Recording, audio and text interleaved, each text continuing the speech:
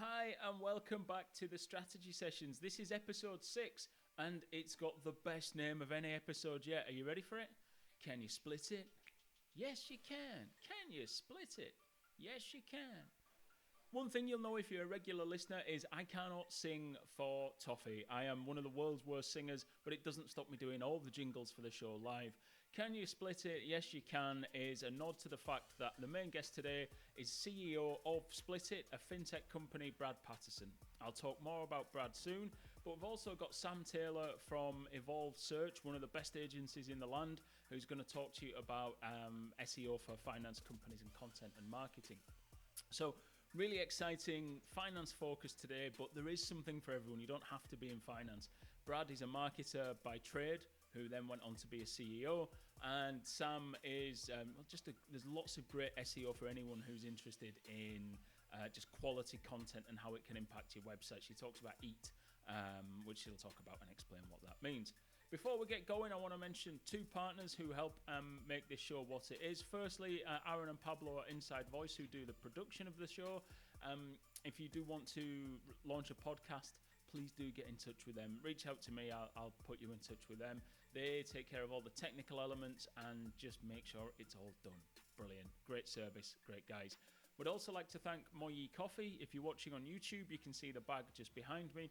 Moyi Coffee are an ethical coffee company who have a model that's trying to disrupt, I hate the D word, but they're trying to disrupt how the coffee industry works. They want to leave more profits in the countries where they buy their beans from, which is Ethiopia and Kenya, using blockchain to connect customers to drinkers. And look, let's be honest, it's just great coffee as well in fantastic bright pink packaging. What more could you want? So get yourself some bags. It's Moyi Coffee, Moyee coffee.ie or .co.uk, depending on where you are.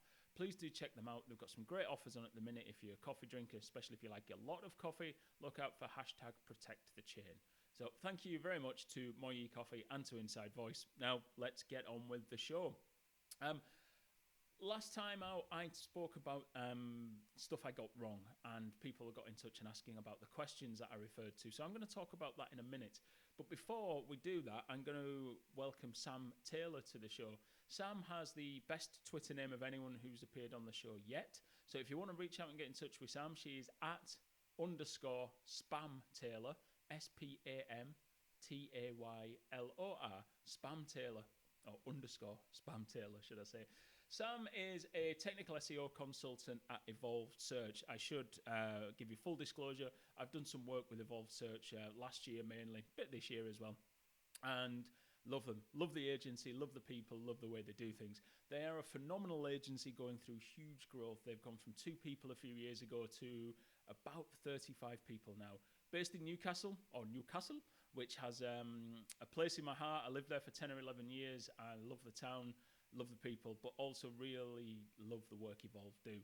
So they are Evolved _search on Twitter. But Sam is one of their technical SEO consultants. And when I reached out and said, look, guys, could you get in touch with a top tip? Because I'm looking for something that would sit nicely with this episode. They have loads of clients who do financial services sorts of work. So they're real experts in that. So I thought no better organization, no better people than to give us the T.O.P.T.I.P. T.O.P.T.I.P. So here we go. Sam. Financial sites in particular will be affected by Google's search quality raters, especially your money or your life content. This is content containing information that, if presented inaccurately or deceptively, could have a direct impact on a user's health, happiness, or financial stability. As a result, if you want to see good organic rankings from your content, you must ensure that it answers your user's question in a truthful and unbiased manner. A common issue that we see with sites is that they mix their transactional and informational content. If you're writing a guide to help a user with their financial situations, such as how to improve my credit score, you want to keep that as separate as possible from your product pages. For this reason, it's good for financial sites to have a section like a knowledge hub to house that content. Another way Google assess content is EAT, which stands for expertise, authority, and trust. You need to make sure that experts are writing your content and that Google knows who's writing it by including author profiles. Where possible, use research and data sources to cite your content and make sure that each page has a purpose.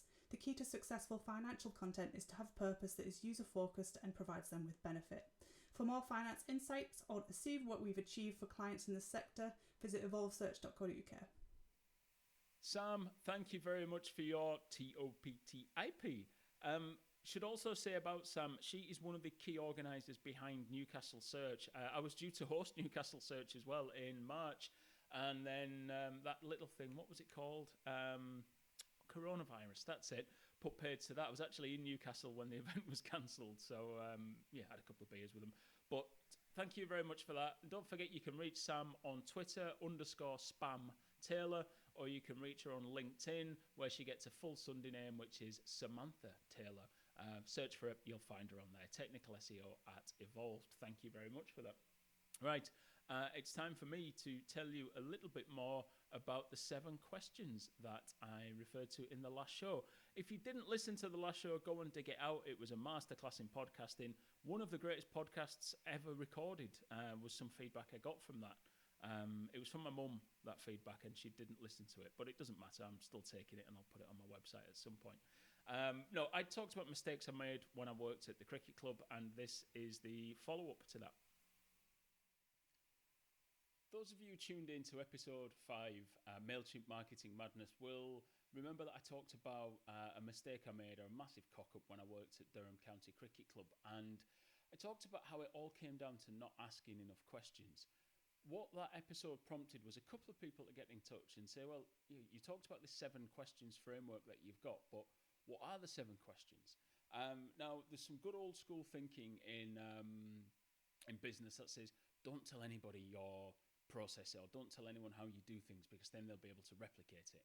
I see a little bit of that. Should I give you my 7 questions framework? Because if I do, you could just take off and run it and apply it, and yeah, and you wouldn't need me. But I don't think like that. I'm not too worried. I'll help you with the 7 questions. I'll give you the 7 questions framework. I'm going to write a blog, put that on the site about it as well. And you can have a look at that, because if it makes people make better marketing decisions, I'm all for that, right? It's about educating and sharing that knowledge.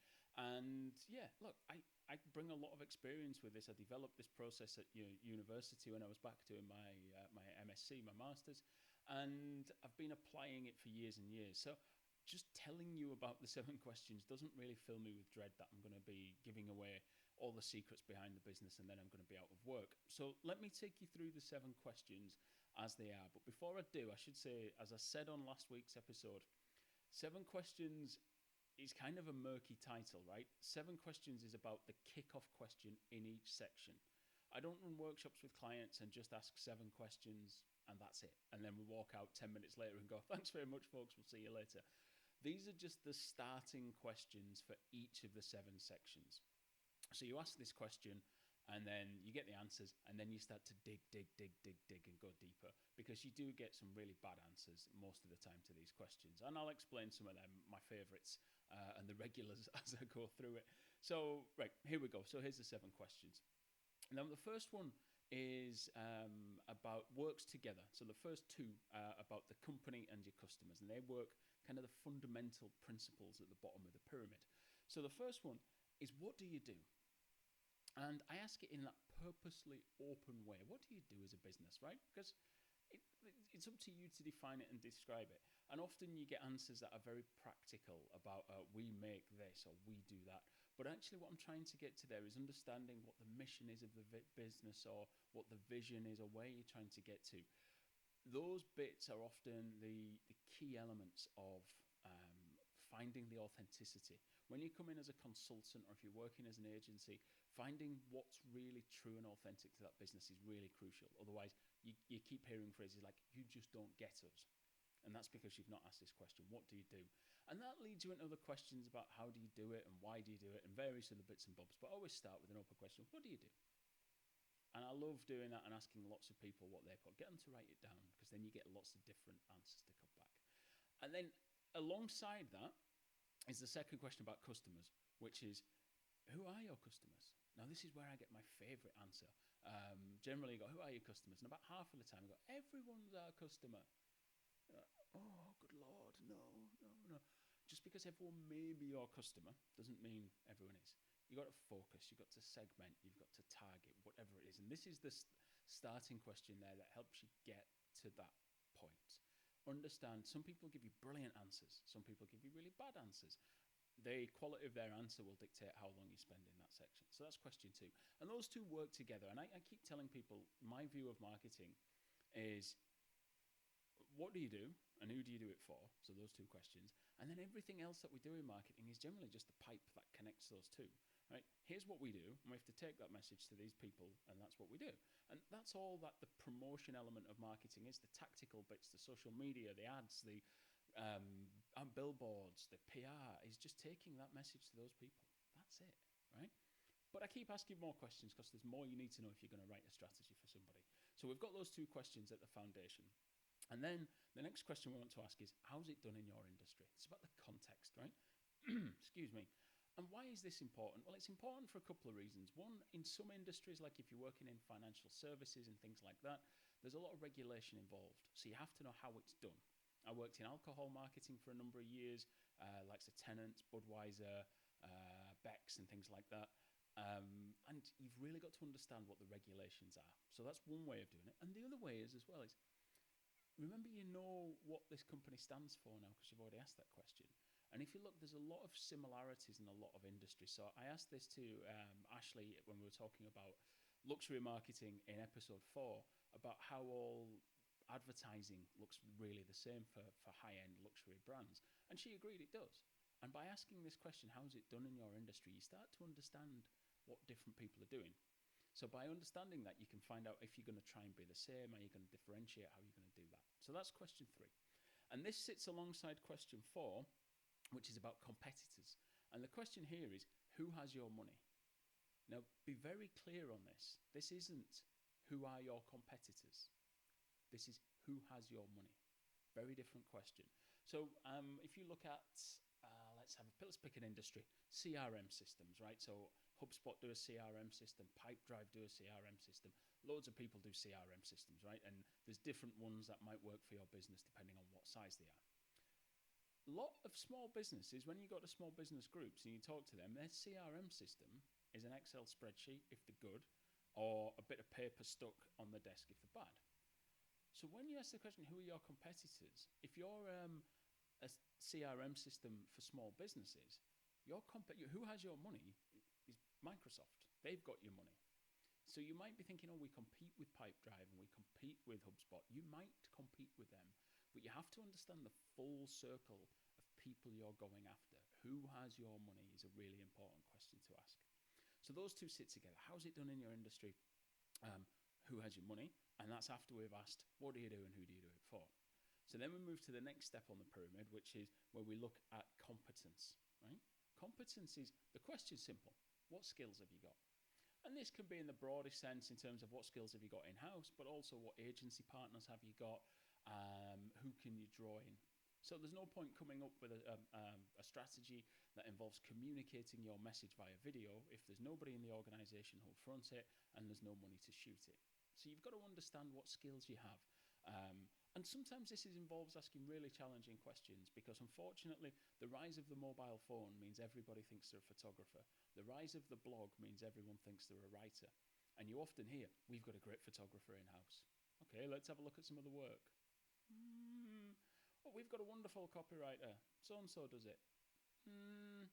You've got to ask those tough questions as a follow-up. How good is that? How is it performing? Is it driving things forward for your business? Those are the sorts of follow-up questions you need to ask on competence. Sitting alongside competence on that sort of third tier is content. And this question is, what stories can you tell about your business? Not what content can you create, what stories can you tell? And look, storytelling means different things. It doesn't mean writing 10,000 words or 80,000, 100,000 word books. It's about how can you tell that story. It might be visually, it might be on Twitter, it might be on Pinterest, it could be in advertising, but what stories can we tell about your business? But as you step back and you go, okay, so what do we do and who do we do it for? So the stories have to be relevant to those two. And then the next step is context and competition, and they've got to be able to help you stand out from how it's done in your industry and what the competition does. And you've got to have the competence to do it with, to tell those stories with the competence that you have. Here we go. So that's 6 questions. And the 7th question always comes at the end. It's the 7th question, obviously. And it's a key one. What's it worth to your business when this is done right? Not how much can you spend on marketing, not anything else, not how, what's it worth to your business when this is done right.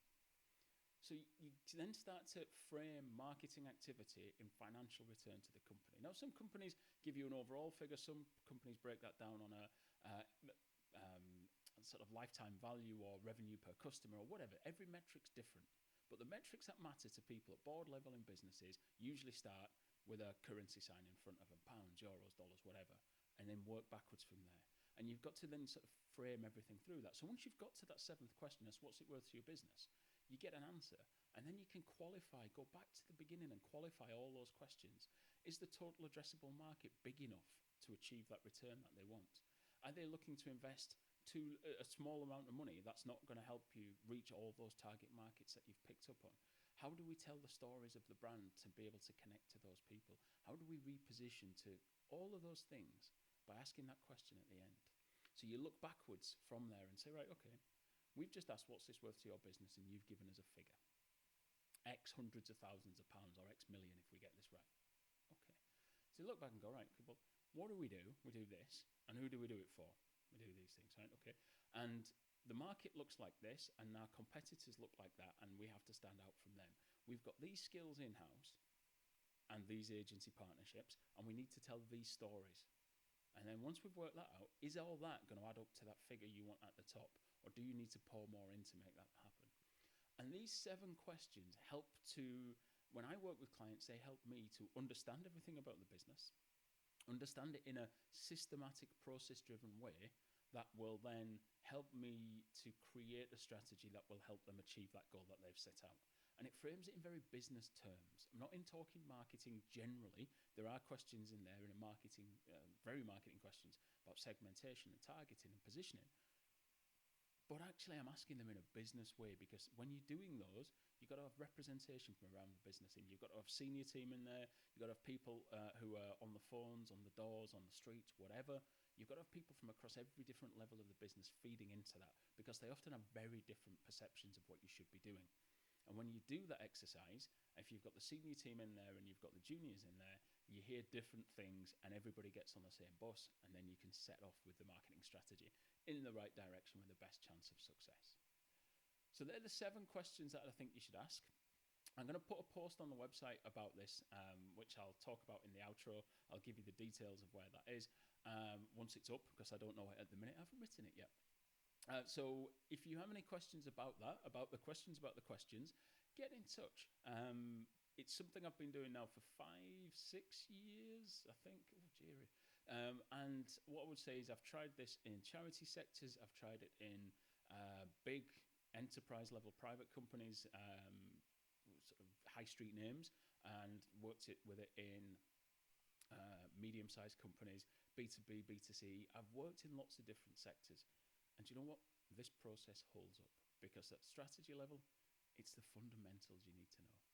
And that's why I think this process works, and that's why I love using it. So there's my 7 questions. Do let me know what your feedback is on that. So there you have it, the 7 questions, the 7 sections of the framework.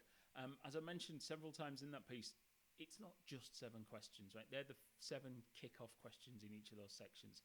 And what you have to do from there is delve in and dive a little bit deeper. I mentioned that there's some more information on my site. You can go to eximomarketingstrategy.com/7questions. It's the number 7, not the word 7. So /7 questions, and you'll find it there. It's also in the show notes somewhere, up, down, around, from wherever you're listening. So have a look and pick it up from there. This is what I do. People say, oh, what sort of marketing do you do? And I do what I call boring marketing, right? I ask questions of people and help them understand the need to ask better questions as well. So I work with clients, ask a lot of questions, pull all that information out and create a strategy and help them go ahead and implement. But I also work mainly with agencies and help them sort their processes out so that they ask better questions and work to onboard clients better, get into strategic discussions better with clients. And that's the sort of thing that I do with them as well. So do get in touch if you're interested in finding out more. Do check out the post, as I say, eximomarketingstrategy.com/7questions. or get in touch if you want to know more. Right, now on to the main interview. So Brad Patterson is the CEO of Splitit. We talk about what Splitit is and what they do and how we got there during the interview. So I'm not going to regurgitate that.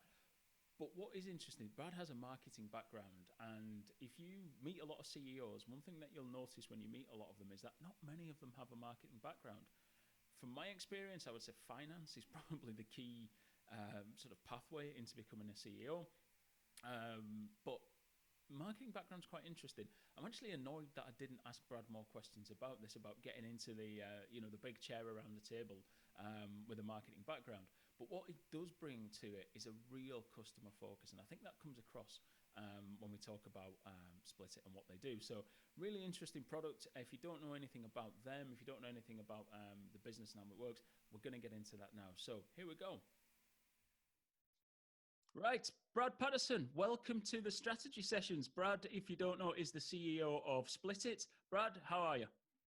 Great, Andy. Thanks for having me on. It's great to be here. Thank you for your time. Thank you. So tell us, where are you at the minute? Your accent doesn't give away where you are.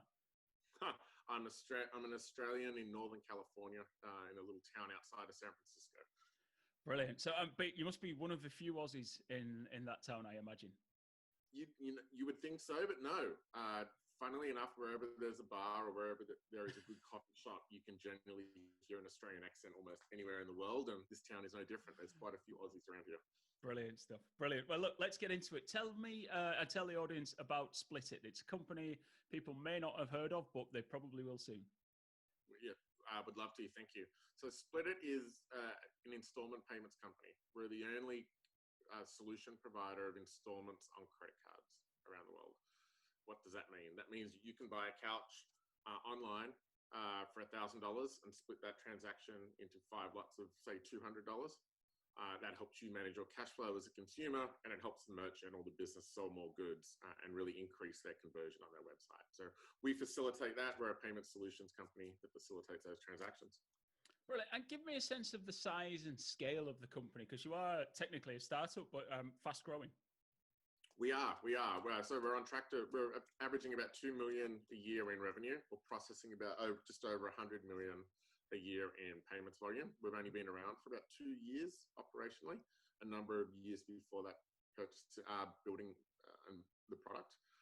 We have nearly 1,000 customers as merchants and hundreds of thousands of consumers. So we're very early stage. We just announced that we're growing incredibly quickly, especially during COVID-19. We've seen an explosion in growth, both from our pipeline and usage. So we're growing at nearly 200% year on year. Fantastic news. And there is something unique about your offer to consumers. Is that there's no cost to the consumer? Is that right? Or am I misrepresenting the product? That's right. As long as you have the available funds on your credit card, there's no cost to you, because that then needs a matter of you paying off your credit card on time. So we don't charge the consumer anything. There's no interest. There's no application, there's no late fees, there's no hidden fees to the consumer. We're a technology play to help them, and the merchant or the business pays fees to us. And they justify that by improving conversion and selling more goods or services. So it's for merchants, they have higher basket values, average order value goes up, that type of thing, which is why they're interested in joining this. That's right. And cart conversion improves or abandonment reduces as well. Yeah. Brilliant stuff. Brilliant. And, you touched on some fairly big numbers there for a lot of companies, $100 million in payments processed, 2 million a year. And they're small numbers. That's because the payments industry that you're tapping into is measured in the trillions of dollars. Correct. We will soon be processing billions. And I think when you're processing billions, you start to magnify and scale. And payments is very much a scale business. The more you process, the greater efficiencies you can drive in the business. So we are still, I consider us to be still very small, but we're growing very quickly and on a path to be billions. And as you say, trillions. If you look at the volumes processed by PayPal, Apple Pay, etc., we're talking in the trillions. Right. So for a company like you, then you're a startup, you're small and unknown, you're in a sector where trust is crucial. What role does marketing play for Splitit? And also because you've got a kind of a B2B message and a B2C message as well. So talk me through how that works at your organization. Well, you nailed it. Marketing, our number one job is about trust. Anytime that a consumer chooses to use us or a merchant chooses to accept us, it's the exchange of goods and services and payments is all about trust. So marketing's number one job is to really build it on trust and help understand who we are and what we stand for. Secondly, we're in a pretty crowded space. There's a number of people providing buy now, pay later or installments. So I think marketing's second job is to differentiate, and we do so in a number of different ways by not just who we target, but really our messaging. So if we're building trust, and this is why you should trust us, and then the messaging is consistent with that, I think finally, I look at marketing and product as the same. A great product is amplified through great marketing, and you can only be in what you market can only be as good as the product that you have. So I look at product marketing as an extension of the two things, working side by side, and our teams work very closely together in that space. And, I touched on this in an interview in the very first show with Jen Hoffman, where we talked about in a lot of new companies, product is something that's kept away from the marketing team, as is price often as well. But from a product perspective, you typically find in technology companies, you've got chief product officers and a whole separate team looking after that. How do you ensure that they integrate tightly with the marketing team and keep that customer focus?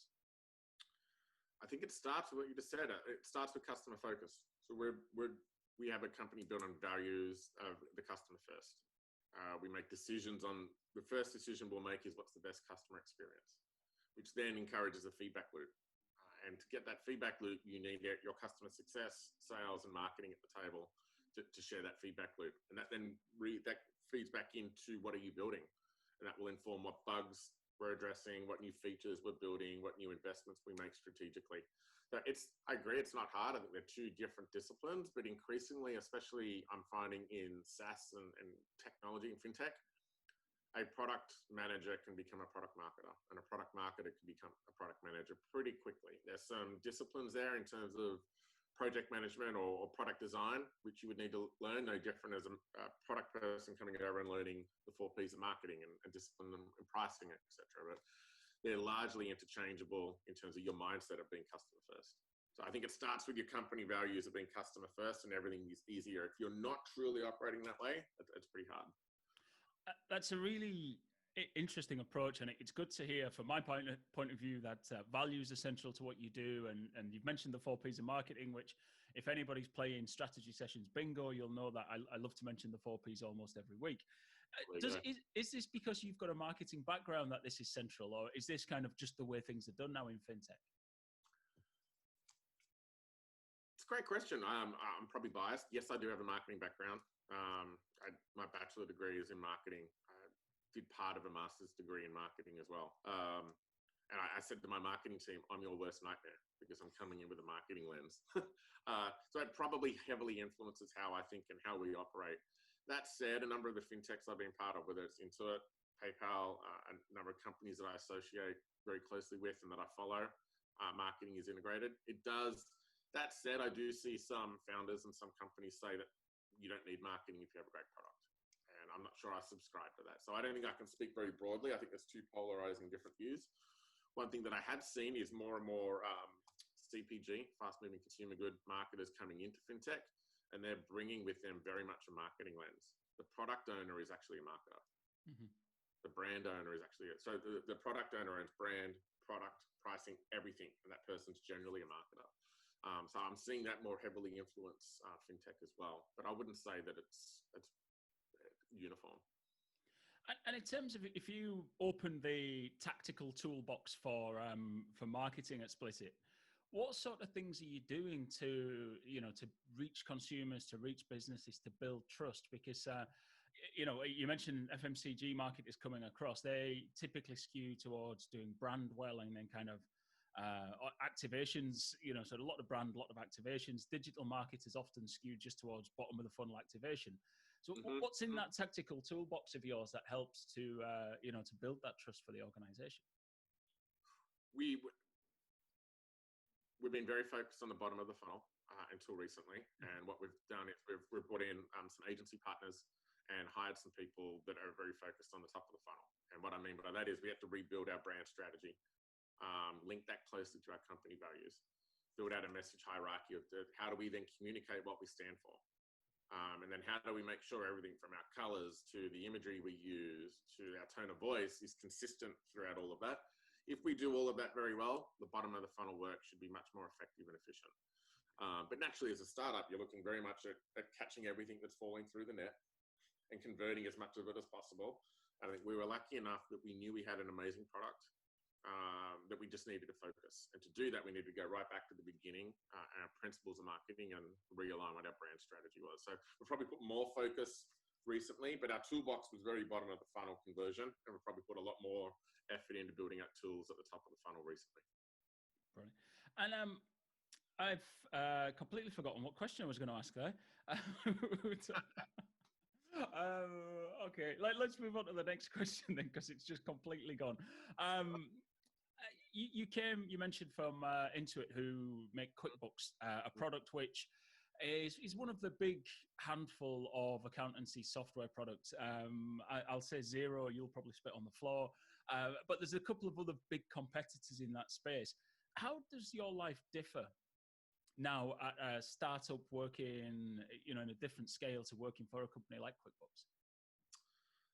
It is different, but I'd actually say I've been groomed for this type of role because of those companies. I'm very lucky that when I was at Intuit, I helped start the Asia Pacific business. So we used to operate like we were a well-backed startup. Mm-hmm. I remember opening the office in Sydney, and we were working on boxes for a few weeks. The team were out buying the power cords and setting up the electricity and the Wi-Fi network.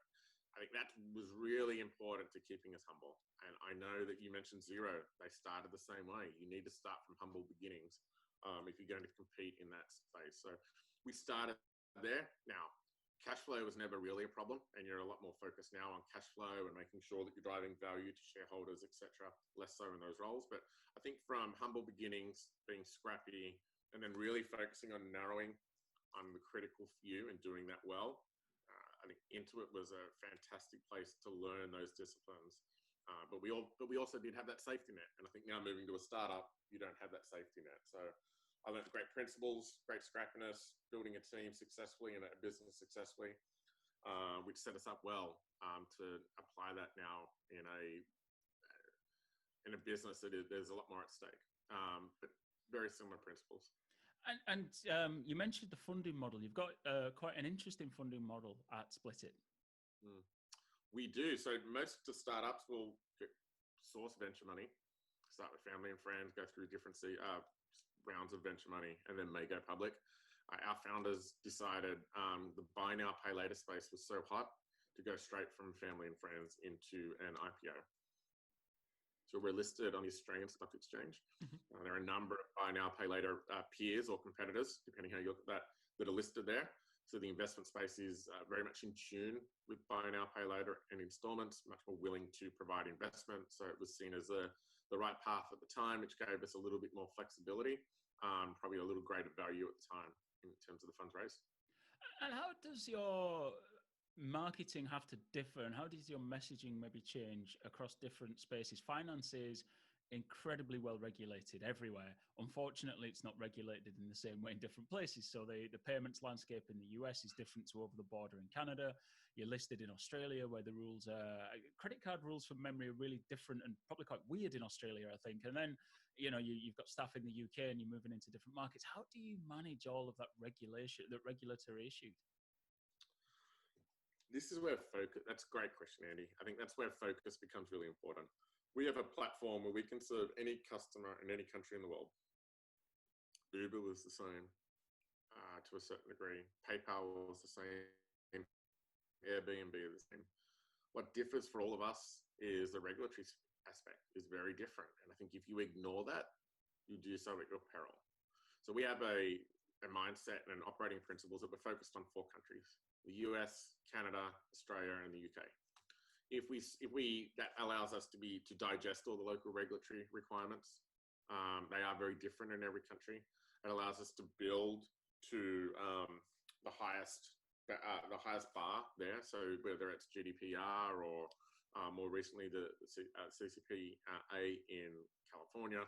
We can build to that, and that should generally cover everybody else. But then we can build local nuances. So think globally, but act locally.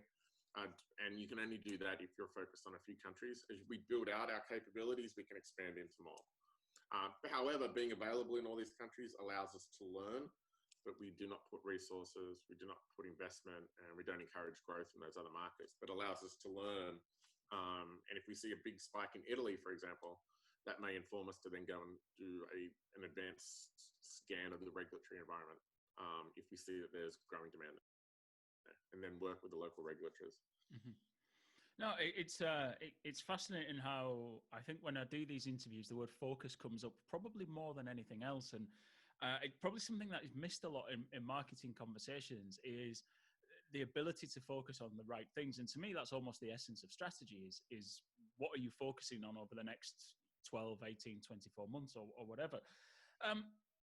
When you're coming up with the strategy for the business, so, what's your process for that? How long does that take? How do you make sure you're focusing on the right things? We just went through this. One of the first things I did when I started in the role in October was to spend time with all of our teams and all of our customers and all of our investors and just listen. And that really informed a few things. One, our team were incredibly stretched. We were doing many things, but we couldn't point to one thing we were doing exceptionally well, which pointed to our strategy needed to be looked at. It probably took us 2 months to refresh the strategy, which was I'd say half of that time was just input. It was listening, input, and drawing a circle around the most common area that we serve really well. For me, that is exactly it. If we are focused, we win. And you can see that with our NPS. You can see that with where we put our money now. Where we have product market fit is where we win. So we focus on that area and win there. If you believe the TAM, the opportunity is large enough, you're going to do very well. Then you earn the right to expand.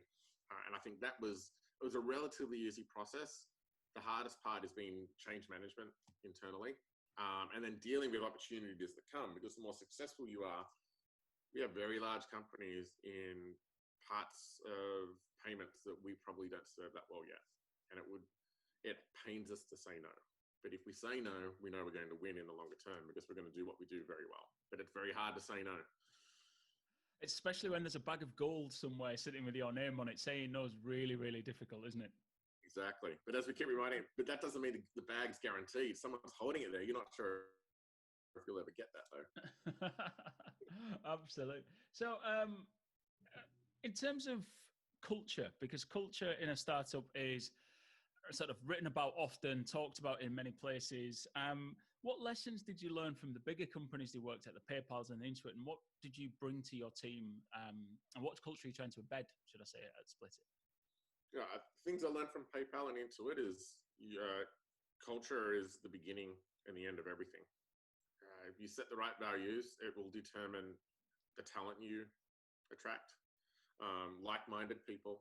It will set a number of operating principles as to how the team and we can self-govern and hold each other accountable to those principles in times where it may be questionable what we should do.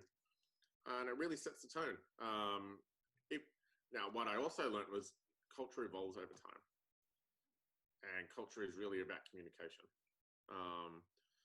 So I think that's there. What are we doing now? I think every culture is unique, and it's really born in what you're started from. So spending a lot of time with the founders and the early employees, which is what do we do? What are we trying to do? What do our customers tell us? Having that all bubble up, then actually turning that into words that we all live by. So we're actually in the process of doing that over, is writing down the words as to what we live by so that we do all the things that I mentioned before. So we're in the stage of reimagining that. I think it's critical. I think if you have the right culture with the right focus, that allows you to build an incredible team that is right for you, because every team is different for every organization. And it should help you execute on your strategy. And then it's just about execution risk. Yeah. The easy bit then, I suppose. If only. You mentioned NPS earlier, which is a metric that kind of had a meteoric rise, and then people seem to want to kick it about because you couldn't define the difference between being, a 72 or a 75. What difference does it make? And then it came back again. I don't think it ever went away, but there seems to be lots of people. You're either pro NPS or you're anti NPS. I know which camp I'm in, but why do you use NPS for Splitit? I believe in measuring everything. I think it takes opinion out and gives us a grounding point. I am less worried about what the number is. If it was 20, if it was 60, it doesn't matter. It matters of the direction we're heading. So I really focused on measuring and then measuring the direction. I think NPS is as good a metric as any. I think it asks one simple question. We've gone from not measuring it to having thousands and thousands of responses in the last few weeks. It's really informing where we're at. I think then it's about being constructively dissatisfied, where we'll never be satisfied. You'll never be perfect. But if you can measure the direction, you can hold yourself accountable. Otherwise, how do you know? Constructively dissatisfied. I like that. I like that principle. I like that concept. What do you do with, the second question on NPS as well, they tell us what's behind that number. Mm-hmm. What are you doing, or what do you plan to do with that data? Because that's the interesting bit. The companies I've spoken to who've used it, so many of them get the number and then I'm like, okay, so what are we doing with the rest of it? Oh, we'll look at that later. Really? It's one thing I was taught in previous roles, which is listen or act on what your customers do, not what they tell you. So I believe in observation first. And that sets an important principle that ignore surveys, ignore focus groups to a degree. I think they're important to test concepts, but they shouldn't inform what you should go and do. Watch what customers do. Now, that's very hard to do. Watch what they do. We use different tools to watch what customers do on our website and our payment form, etc. And it's often inconsistent with what we're told in some of these surveys. So you take that with a certain grain of salt. There is one exception, and I was taught this by our old co-founder, Scott Cook, which is where there's one line verbatim in tell me what's behind that number. It's interesting, not highly helpful. When there's a paragraph, that's equivalent. That can be as close as you can get to somebody actually observing what somebody does, because they've taken the time to write that all down. And I liken that to Amazon reviews. Where there's an Amazon review that's a block of text, it's often quite helpful. Where it's a one-line review that says, great product, easy to use, not that helpful. We look for the big blocks of verbatim, look for the insights in there, the aha moments, and see if we can correlate that back to observations that we have where we record use cases in the product to see if those things correlate. If it does, we've probably got a great insight we need to go and work on. I like that. It's not the way I'd looked at it previously. Looking at worked with the companies who code answers and tried to see where they get themes. And like you say, you don't use it as the rationale to do anything. You typically use it as a way to say, right, this is an area that needs more research. If lots of people keep telling you this is a problem, then you go and look at the problem, but you don't necessarily say we need to change everything based on this. But I do like that concept of one line or a block of text and treat them differently. No, I like that one. Thank you. We have all the word clouds. Yeah. But that can be very dangerous if you just start to follow themes. Yeah, definitely. So just to go back to culture, well, sort of culture and leaning on the fact that you're an Australian living in America as well. So first of all, what differences are you finding in the business community between being in Sydney and working there? Again, a thriving, huge metropolis of a city, but tiny probably compared to the American market. What differences are you finding there? Well, I think the market here in the States is just so enormous. 330, 340 million people. There is a space for everybody to do very well. It's just the enormity of the market here really does open opportunities. And they say it's a land of opportunity. And I think that's just by sheer size and economic output which exists here. Every state is almost a different country. I don't think you can have a broad brush approach to marketing or to building a product across 330 million people.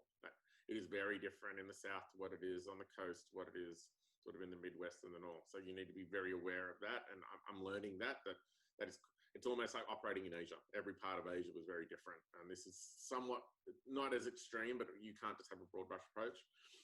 What I do miss and I loved about Sydney is That's probably similar to Northern Ireland, a very small, proud part of the world that punches above its weight.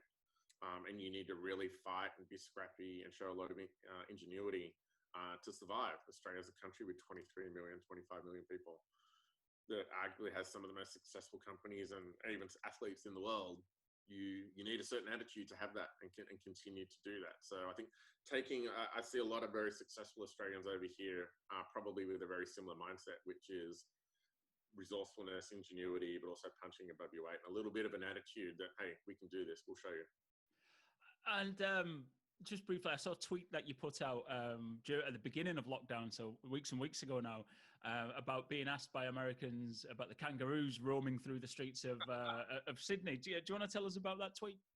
It is. I've worked for US companies for the better part of 20, 25 years. And I've always been asked, do kangaroos really hop around the streets of Australia? Will we see a kangaroo in Sydney if we go to Sydney? I can't tell you how many times I've rolled my eyes. And literally, 3 weeks ago, in downtown Adelaide, for those of you who don't know, that's the capital city of South Australia. There was a kangaroo hopping down Main Street. Incredible. So I take it back to every person I've offended by rolling my eyes. Yes, kangaroos do hop down the main street now. Brilliant. And so keeping on about Aussie culture, and there is something that's inherent in, I think, every Australian I've ever met. Spent about 6 weeks there, know quite a few Aussies. Every Australian I've ever met is hugely passionate about sport. I don't know if it's something that you get injected with at birth or what, I'm not quite sure. You started up a site called Round 8 where you had a bunch of very talented budding writers talking about sport. I mean, when I say hugely talented, you let any idiot write for it, which is where I first came across you, writing mainly about rugby league and cricket. But what was behind setting up Round 8? What was your thinking behind that? Why did you do that?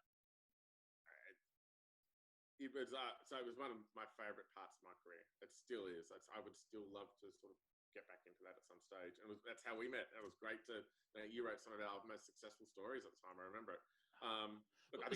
Was that the Sam Burgess piece just after the grand final? I think was that. Oh man, I couldn't believe it. I think I was on an emotional high. I might see if I can dig it out and share it somewhere. But Sam Burgess had broke his cheekbone on the first tackle. 79 minutes later, won the Clive Churchill Medal for Man of the Match performance. It was one of the greatest rugby performances of all time. And he's a Bradford lad where I'm from. I was on a high, knocked this article out, sent it across within an hour, and you were like, it's one of the best performing pieces on the site. I think I cried that day. It was. Sorry, I've interrupted. That piece and another piece that Adam Cummings wrote on Michael Clark holding up Simon Kadich by the throat, or Simon Kadich holding up Michael Clark by the throat, were the two best performing by 10x. Brilliant stuff. So sorry, so what was behind that? What was behind that? Behind that was, I think just always a passion to work in sports. And you're right, I can't tell you why. I think it's just all in our DNA, which is I'm a sports tragic. If there's a ball in it, if there's someone competing, I will watch it. I will cheer for somebody. It's in my DNA. So I've always wanted to be really closely involved with sports in some way or another. Funnily enough, for some reason, I wanted to be a journalist when I was younger, and I was terrible at writing. Terrible. I'm a numbers person. I have no means or right to be writing anything. But for some reason, we're all insane, aren't we? We want to do something that we're not that great at. So I wanted to do that, and I stumbled across a site called Bleacher Report in the US, which is really providing a platform. And I actually knew quite a few budding writers, a lot of friends that wanted to write things. This is before social had really taken off, but it was in the early days. It was just starting to get that first wave of growth. But people didn't want to write their own blogs and manage their own blogs. So I was like, what if we create a platform for aspiring or budding writers that don't have that professional role to be creative and get the word out? And our job is to then amplify their content. So that was the idea. And it took off. We were much more successful than I'd ever imagined, but it was a lot of hard work. And I hate the phrase side hustle, but it must have been a pretty full-on side hustle, kind of a second full-time job more than anything else. It started as a side hustle, and then I decided to leave PayPal after 7 or 8 great years there. And I did this full-time for probably the better part of 6 to 12 months. And then I was asked to join Intuit to lead their Asia Pacific business. Probably we were having a child, so I realized I probably needed to bring some income in to support that child. And it had, in that 12 months, it had gone from an interesting side hustle I could sort of do at PayPal, and then I was doing sort of in between roles to, it was too big. It was too big. Somebody actually said to me, if this is successful, you won't be able to do both. You need to put all your energy into one thing. And I thought they were crazy, but they were 100% right. Yeah. Back to that focus again, isn't it? That's, it comes back every time. Mm-hmm. Mm-hmm. So you worked for US companies for 20, 25 years. You've worked, probably traveled quite extensively, Australia, APAC, you now live in the west coast of the US. A career, is it the career you plan to have? Is that kind of how, when you were 20 years ago, you mapped it out and thought, oh, this is the sort of direction I want to go in? You may laugh when I say yes. My father was a businessman who traveled the world. And I just remember looking at him saying, that's what I want to do. That's what I want to do. And it's funny, he talks to me often about he regrets not being around. I never remember that. I just remember the lifestyle of him with his briefcase, jet setting around the world, doing great things. And he was actually in payments as well. So I actually always thought this is what I wanted to do. And I'm very lucky to be doing it. Did I think the path I would go? No, that's new. In hindsight, who knows what path you will take. But yeah, I think it's always something I wanted to do. And I've always been fascinated with America, but I didn't think I would ever live here. But I managed to meet my wife, who's American, in Sydney. So that ended up being quite fortuitous as well. Excellent stuff. And so would you have any advice for your 21-year-old self if you could look back at your career and go, just here's what I'd tell myself? Relax. I think when you relax, enjoy the journey. And you can't say that unless you're looking back. Steve Jobs has that quote in the commencement speech, which is, you can't connect the dots looking forward. You can only connect the dots looking back. So with the hindsight of looking back is relax. The things that stressed me out 10, 15 years ago, I don't even remember what they are now. And I know that today, what's stressing me out today, I won't remember a year from now, let alone 5 years from now. So relax is the first one. And the second one is what we've just spoken about. Unintended theme of this is focus.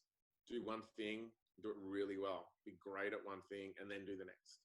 And every time I've failed, I've tried to do too many things. I think the last thing is fail, ironically enough, which is it's okay to make mistakes. John Donahoe, who's now the CEO of Nike, was the CEO of eBay. And I remember he said to a small group of us at PayPal at the time, using a baseball analogy, no, even the greatest hitters in the world only hit on average 33% of the time. So don't be scared to make mistakes, because only they got it right 1 in 3 times. That was a great, even if I use cricket, the best batsman in the world only averages 50. Yeah. So yeah, it's okay to fail. Focus, fail, relax. 3 bits of advice that anybody could definitely take on and be better for doing that. So brilliant. Thank you for that. Talk to me about books and reading as well. Is there anybody you read, anywhere you go to, any podcasts you listen to stay on top of the industry? Anything you'd recommend? Yes, I try to read a little bit of fiction, but always go back to non-fiction. I like to read autobiographies, people that have done it before. My most favorite recent book is The $1 Trillion Coach, the story of Bill Campbell, who was Intuit's chairman actually, but he was also Steve Jobs' coach, Eric Schmidt's coach, etc. He passed away sadly a few years ago, but I think that's a great lesson for anyone in leadership about coaching people versus actually doing and telling. He was a master at it. So that's a book that I really enjoyed. And then I think in terms of, I try to avoid self-help that tell you the obvious. I like ones that actually have stories behind it. So Originals, I think by Adam Grant, is a great one. Probably one of the better ones I've read more recently. And then probably in terms of a handbook, The Hard Thing About Hard Things by Ben Horowitz. Yep. I didn't know this, but it's essentially a CEO handbook or a leadership handbook if you're leading a team. I'd have to say it's probably one of the most impressive, influential books I've read from a handbook perspective. So far on the show, Ben Horowitz is leading, neck and neck with Jim Collins in terms of recommendations. I think Jim Collins has had a couple of Good to Greats and Built to Last. I can't remember the other Horowitz book, but he's been mentioned a couple of times. I shall dig those out. If you're listening, there'll be links to those in the show notes, so you can have a look at them and check them out from there. So to wrap up then, Brad, what I asked this question to everybody just to make them squirm or put them on the hook a little bit at the end. What one question that you expected me to ask haven't I asked? That's a great question. Probably, what mistakes have I made? I like to ask this question in interviews. And I touched on that, but what mistakes have I made? You're going to have to tell us now then. You're going to have to tell us all the fun ones, or a couple of the fun ones. Yeah, I like to ask that question in interviews because I think it really sources, are you a learner versus somebody that has all the answers? And it's a hard one. I think it's really a hard one. Really unpack the thinking of that. So yeah, and plus it's always good to hear if you do it well, you can often get some funny stories out of that. But yeah, I think I could do a whole podcast on mistakes I've made, but it often comes back to focus. I remember being at PayPal in the early days, and I won't go into too much detail due to commercial and confidence, but I thought we had the best idea to build a new product that would win the world. And I remember our executives at the time said, Brad, that's nice, but focus. Execute on the strategy. No, we're not going to fund that. I was like, well, you don't know. Australia's different. We can prove this. 6 months later, they visited again. I said, look what we've built. I wrote in our product manager and a whole range of folks. Look what we've done. We've got a working prototype, customers that have signed up, et cetera, et cetera. And I was that close to being fired. And it wasn't because we built a bad product. It wasn't because it wasn't generating results. It was because had distracted the company in Australia away from the core strategy.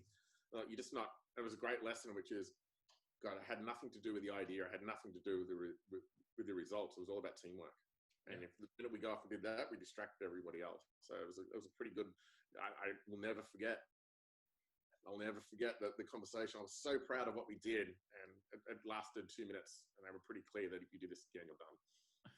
I think the British military have a phrase called I think it's known as a meeting without coffee. Which is a bit of a euphemism for a bollocking, which sounds like one of those meetings where you go in and you pull the chair out expecting to sit down, and you just get told to stand there for a moment before you leave, and you're like, oh, one of those is it. So it sounds like it was a bollocking, exactly. And well deserved in hindsight, and well deserved. Yeah, but I mean these lessons though, but it goes back to what you said about failing, and that's if you wouldn't have done that, there's probably a whole heap of lessons that you may have learned over 5 or 10 years instead of over that 6-month period. So there's lessons everywhere, I suppose. Yeah, there is. The great storytellers often document it, don't they? Yeah, definitely. Listen, Brad, thank you very much for your time. Where can people catch you? Is it LinkedIn the best place to find you? I'm often I try to be active on Twitter at Ozdane, Ozdane. So often I try to be more active there, but I'm on LinkedIn for definitely more professional related stuff. And LinkedIn, Twitter is often a combination of professional and sports. So, excellent. And if we've got any retailers listening who want to join or find out more about Splitit, where's the best place for them to go for that? Splitit.com. All our information should be on the site. We have a great team there ready to serve anybody that's interested. The demand is going through the roof, but we're trying our best to get back to everybody that registers interest. So I look forward to hearing from anyone there. Fantastic. Brad, thank you very much for your time. Thank you very much, Andy. Have a great day. Brad, once again, thank you very much for that interview. I loved doing that. I loved talking to Brad. A couple of things that I took away from that. Number one, I think we'll go a long time before somebody answers that question at the end any better. What question didn't I ask you? What about the mistakes that you've made? I love listening to people's mistakes. Why? Because you learn a lot from them. And look, they can be funny as well, right? Getting stuff wrong and learning from it is funny, so as long as you learn from it. To the point now, I might actually do something with that. Finding out a little bit more about mistakes and stuff people have gone wrong and horror shows and things like that, because trust me, I've got millions of them we can talk about. So it'll be interesting to talk to the guests and see if we can pull more of that out. So look, thanks for that, Brad. And also that little bit he talks about the strategy, about trying to do loads of things in the organization and not really doing any of it well. Focus. The key word that comes up over and over and over again when I talk to the marketing experts on the show, focus. It is the key to it. So look, I'm going to wrap up now, But please do get in touch if you want introductions to any of the people on today's show, to Brad Patterson. Once again, thank you to Sam Taylor from Evolved. Thank you for your top tip. Or if you want to have an intro to Moyee Coffee, the sponsors, MOYEE coffee.ie or .co.uk, or Inside Voice, who do the production of the show. Thank you very much, chaps. I couldn't do it without you. So we'll be back in 2 weeks' time with episode 7. We're going to be talking sport. The rugby season, keep my fingers crossed at the time of recording, but the rugby season is due back in August, both Rugby League and Rugby Union. And we've got a guest who spent a career marketing both sports and is probably one of the foremost thinkers when it comes to sport marketing in this country, Mick Hogan. So, yeah, let's see you back here in 2 weeks' time. Thank you and goodbye.